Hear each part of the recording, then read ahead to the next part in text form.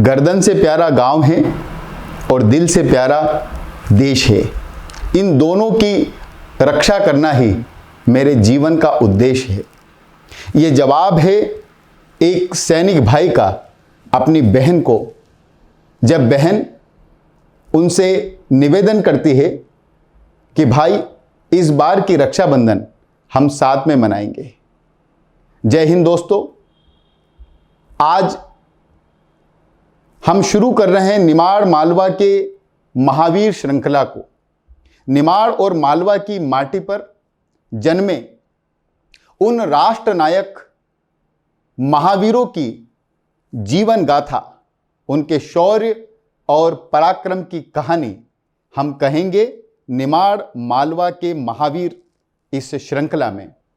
आइए इस श्रृंखला का पहला भाग हम समर्पित करते हैं कारगिल के शहीद लांस नायक राजेंद्र कुमार यादव जी की वीर गाथा से।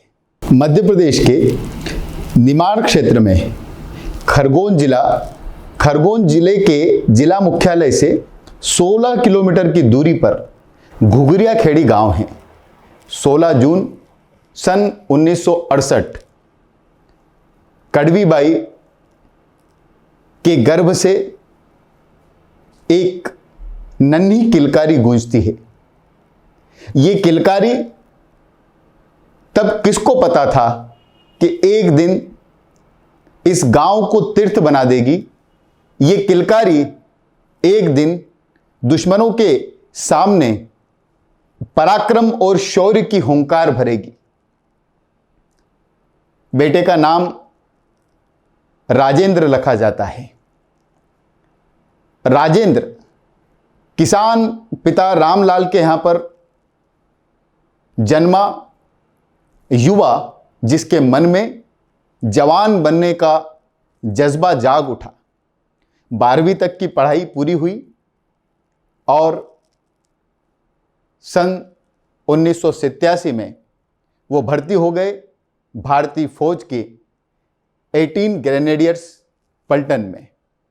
बचपन से ही चुनौतियों को अवसर मानने वाले राजेंद्र कुमार यादव उनकी एक कठिन ट्रेनिंग के बाद पोस्टिंग के सबसे शुरुआती वर्षों में ही उनके सामने एक बड़ी चुनौती आई। चुनौती थी उस समय श्रीलंका में LTTE यानी liberation of Tamil tiger Eelam, इसके साथ श्रीलंका की सरकार और लिट्टे, इनके बीच में एक जबरदस्त युद्ध चल रहा था। पूरा श्रीलंका इस गृह युद्ध से त्राही त्राही कर रहा था और इन परिस्थितियों में श्रीलंका ने भारत की ओर सहयोग की दृष्टि से निवेदन किया। तात्कालिक भारत सरकार ने निर्णय किया कि हमारे पड़ोसी श्रीलंका को इस गृह युद्ध के समय हमको सैन्य मदद देनी चाहिए और भारत की सेना, जिसको शांति सेना कहा गया, वो शांति सेना की नियुक्ति श्रीलंका में की गई। जो लोग लिट्टे के प्रभाव क्षेत्र को जानते हैं उनको ये पता है कि लिट्टे का सबसे बड़ा शक्ति केंद्र था, वो था श्रीलंका के जाफना शहर और उसके आसपास के क्षेत्र में। हमारे महानायक राजेंद्र कुमार यादव जी, जो अभी ट्रेनिंग लेकर के अपनी राष्ट्र सेवा के शुरुआती वर्षों में ही थे, जिनको शौक था मुसीबतों से भिड़ने का, जो ढूंढते फिरते थे चुनौतियों से जूझने के अवसर, और उनको ये अवसर मिल ही गया। उनकी पोस्टिंग हुई शांति सेना में जाफना। जैसे एक पराक्रमी पुत्र, वैसे ही एक भावुक बेटा, ये दो जीवन लांस नायक राजेंद्र यादव एक साथ जी रहे थे। वो लगातार अपने ट्रेनिंग के समय से ही घर वालों को चिट्ठियां लिखते थे। घर वालों के पास आज भी उनके कुछ चिट्ठियां स्मृति के तौर पर है, जो समय समय पर उनका हौसला बढ़ाती है, उनको ताकत देती है और उनको पढ़ करके परिवार को गर्व की अनुभूति होती है। जाफना में पोस्टिंग के दौरान जब हर माह चिट्ठी लिखने वाले बेटे की चिट्ठी 2 महीने तक नहीं आई तो निरक्षर मां चिंतित हो उठी। उनको किसी अनहोनी का डर अंदर से सताने लगा। उन्होंने लांस नायक राजेंद्र कुमार यादव की बहन राधा यादव से कहा कि अब तक भाई की कोई चिट्ठी नहीं आई, सब कुछ ठीक तो नहीं है, ऐसा मुझे लगता है। और इन परिस्थितियों में बहन राधा यादव ने माता पिता को संबल बनाए रखने के लिए एक पुरानी चिट्ठी निकाली और उसको पढ़ने का अभिनय कुछ इस तरह से किया कि जैसे भाई राजेंद्र की चिट्ठी अभी आई है, जिससे माता और पिता को संबल मिल सके, उनको विश्वास हो सके कि राजेंद्र यादव इस समय किसी मुसीबत में नहीं है। हम समझ सकते हैं कि एक सैनिक शारीरिक रूप से जब युद्ध भूमि में होता है तो आत्मिक रूप से, मानसिक रूप से पूरा का पूरा परिवार उसके साथ युद्ध भूमि में होता है।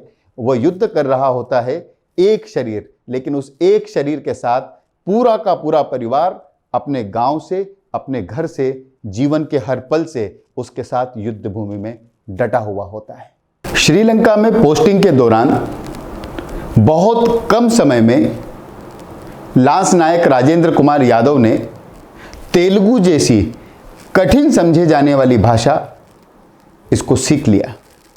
न केवल सीखा बल्कि रणभूमि में इसका रणनीतिक उपयोग भी किया। वह मिशन फतेह करके लौटे और हिंदुस्तान लौटने के बाद जैसा कि हर माता पिता का सपना होता है कि वह बेटे के सिर पर शादी का सेहरा देखना चाहते हैं।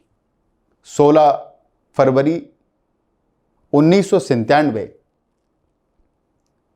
प्रतिभा यादव जी के साथ लांस नायक राजेंद्र यादव जी का विवाह संपन्न हुआ। लांस नायक राजेंद्र यादव जी जो 12वीं तक की पढ़ाई करने के बाद 18 ग्रेनेडियर्स में जिनकी पोस्टिंग हो गई थी, जो प्रमोट होकर के लांस नायक बन चुके थे, लेकिन अभी ग्रेजुएशन पूरा नहीं होने का जो दर्द था वो उनके मन में बराबर बना हुआ था और इसलिए उन्होंने शादी के साथ ही ग्रेजुएशन करने के लिए भी पढ़ाई शुरू की। ऐसे ही बीए के फाइनल ईयर की एग्जाम देने के लिए मई के पूरे महीने की छुट्टी लेकर के और अपने गांव खरगोन जिले के घुघरिया खेड़ी गांव में आए थे। तभी सीमा पर युद्ध के बादल मंडराने लगे और परीक्षा के दौरान ही उनको सूचना मिली ऑपरेशन विजय, जिसे हम कारगिल युद्ध भी कहते हैं, जो अगस्त तक चलता रहा और जिसमें हमारे 527 सैनिकों ने अपने प्राणों का सर्वोच्च बलिदान दिया। और ये सर्वोच्च बलिदान व्यर्थ नहीं गया।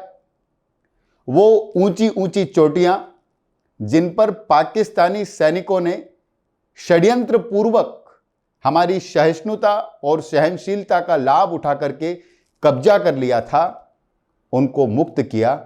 ऑपरेशन विजय सफल हुआ।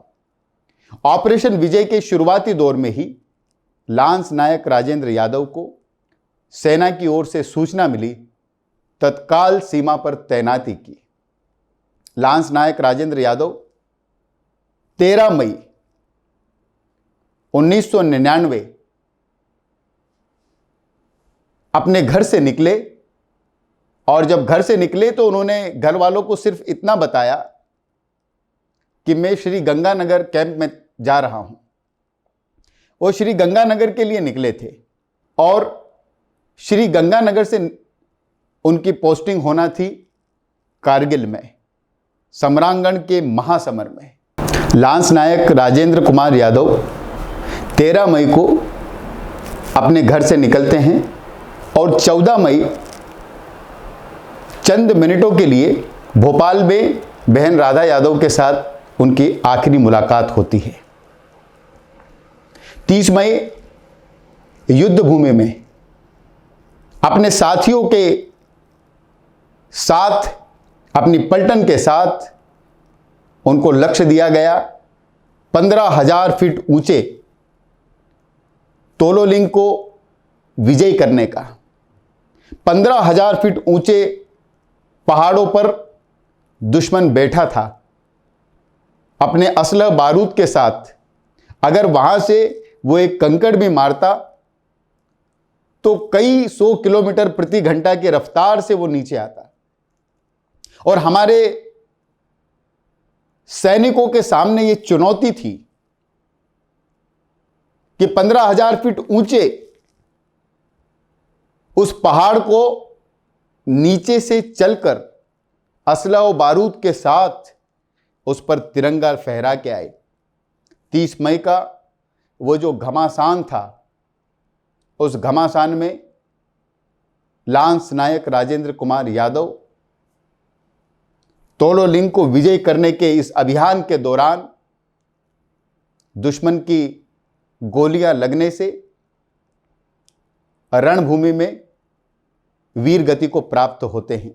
30 मई 1999 को निमाड़ के बेटे और भारत मां के लाल लांस नायक राजेंद्र कुमार यादव ने 31 साल की उम्र में अपना सर्वोच्च बलिदान दिया। मातृभूमि की बलिवेदी पर अपना सर्वस्व समर्पित करके युगों युगों के लिए वो अमर हो गए।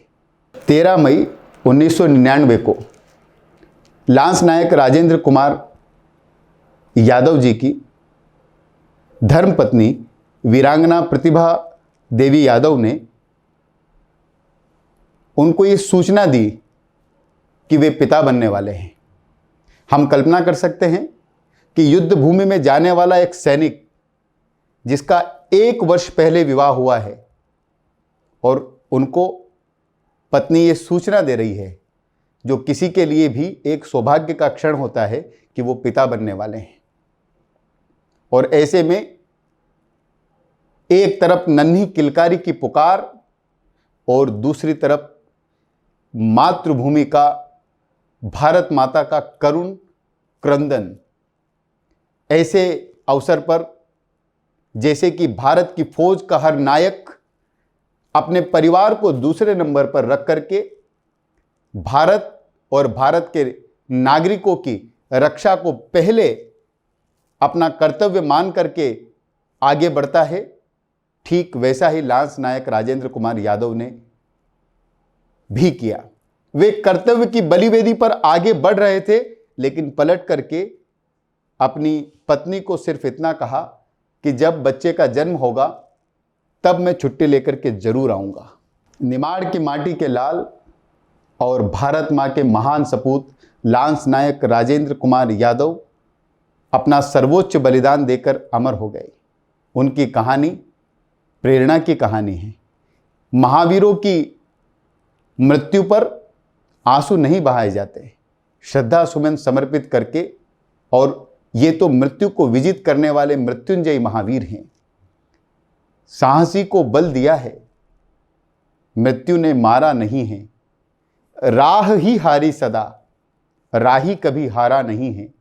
जो व्यथाएं प्रेरणा दे, उन व्यथाओं को दुलारो। जूझ कर कठिनाइयों से रंग जीवन का निखारो। दीप बुझ बुझ कर जला है, वृक्ष कट कट कर बढ़ा है। मृत्यु से जीवन मिले तो आरती उसकी उतारो, मृत्यु से जीवन मिले तो आरती उसकी उतारो। लांस नायक राजेंद्र यादव जी की कहानी प्रेरणा की कहानी है। उन्होंने राष्ट्रीय कर्तव्य की मार्ग पर अपना सर्वस्व न्यौछावर कर दिया। अब बारी है हमारी उनके इतिहास, उनके शौर्य, उनके पराक्रम और उनके जीवन को लोगों तक पहुंचाना और शहीदों का यशगान करना। जैसे सैनिक का कर्तव्य होता है इस राष्ट्र की बलिवेदी पर सर्वस्व न्यौछावर करना, वैसे ही नागरिक का कर्तव्य होता है उसका यशगान करना। अगर आप भी शहीदों के इस यशगान में शामिल होना चाहते हैं तो इस वीडियो को ज़्यादा से ज़्यादा लोगों तक पहुंचाइए, ताकि लोग उससे प्रेरणा लेकर के देशभक्ति के मार्ग पर आगे बढ़ सकें। अगर हमारे आसपास कोई ऐसा महावीर जो शहीद हुआ है इस राष्ट्र की बलिवेदी पर, वो इतिहास के पन्नों में कहीं दफन है, तो आप उनकी कहानी हमें ज़रूर बताइए। हम उनका यशगान लोगों तक लेकर के जाएंगे। साथ ही आप हमारे साथ बने रहिए। जल्द ही निमाड़ मालवा के महावीर इस श्रृंखला में हम मालवा के अगले महावीर, उनकी एक प्रेरणादायक कहानी आपके बीच में लेकर के हाजिर होंगे। तब तक के लिए जय हिंद, वंदे मातरम।